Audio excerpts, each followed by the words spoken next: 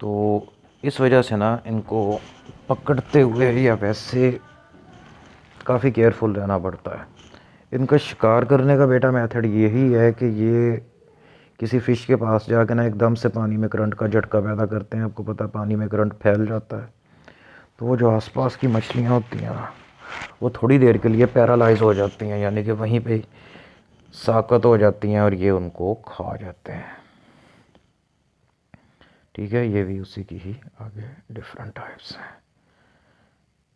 तो इसमें से अक्सर ऐसे बॉटम पे रहती हैं, ये रेत वगैरह के अंदर छुप जाती हैं। आंखें इसकी ऊपर है ना, इसको ऊपर से नज़र आता रहता है।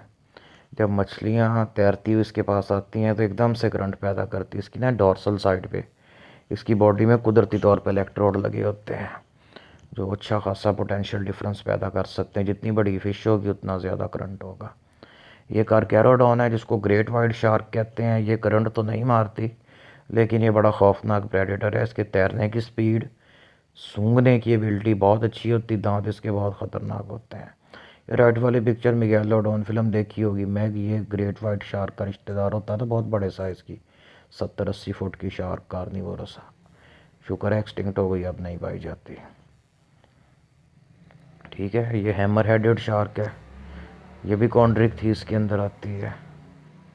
और ये जो है ना, इसको वेल शार्क कहते हैं। ये ज़मीन पे पाई जाने वाली सबसे बड़ी फ़िश है। वेल चूँकि फ़िश नहीं, वेल मैमल है, इसलिए सबसे बड़ी फ़िश ये है। इसकी जो बॉडी की लंबाई है ये 60 से लेके 65 फुट तक पहुंच जाती है।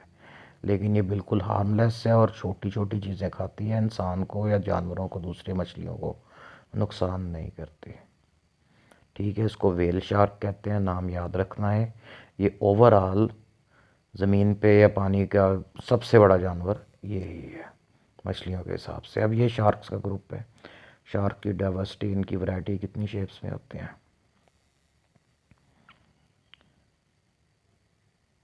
अच्छा, ये भी कॉन्ट्रिक थी शार्क का रिश्तेदार। इसको हाइड्रोलैगस कहा जाता है या रेड फिश कहा जाता है। ये भी पानी के अंदर ना बहुत गहराई में पाई जाती हैं।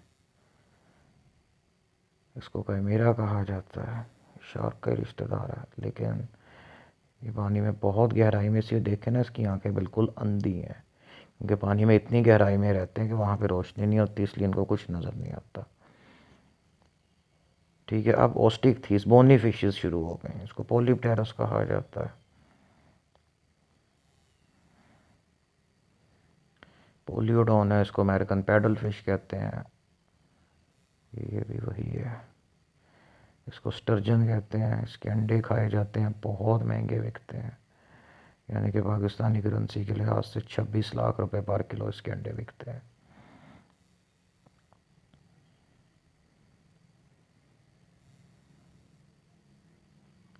ठीक है, इसको लेपिडोसीटस कहा जाता है। सारी की सारी बोनी फिशेस हैं जिनके अंदर हड्डियों का बना हुआ स्केल्टन।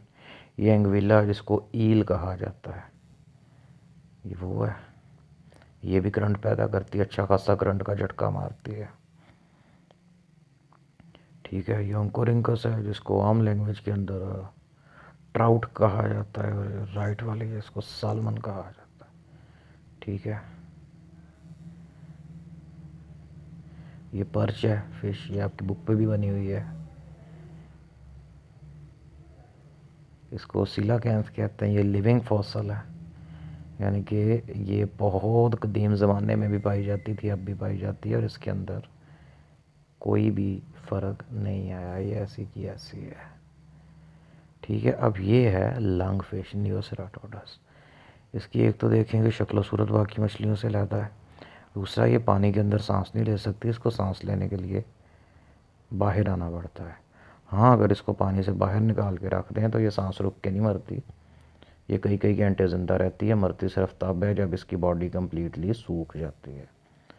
और यही वो फिश है जो बहुत ज़्यादा गर्मी में कीचड़ में नीचे घुस के ज़मीन में स्टैंड बाई मोड पे चली जाती है। कोई बच्चों ने वीडियो देखी हो फेसबुक वगैरह पे कि हबशी से ज़मीन खोदते हैं, अंदर से मिट्टी के अंदर से एक मछली निकाल लेते हैं, तो वो यही होती है। सभी लंग फिशेस के डिफरेंट टाइप्स हैं। ठीक हो गया बेटा, तो ये आपका फिशेस वाला लेक्चर था। Thank you very much. अल्लाह हाफिज़।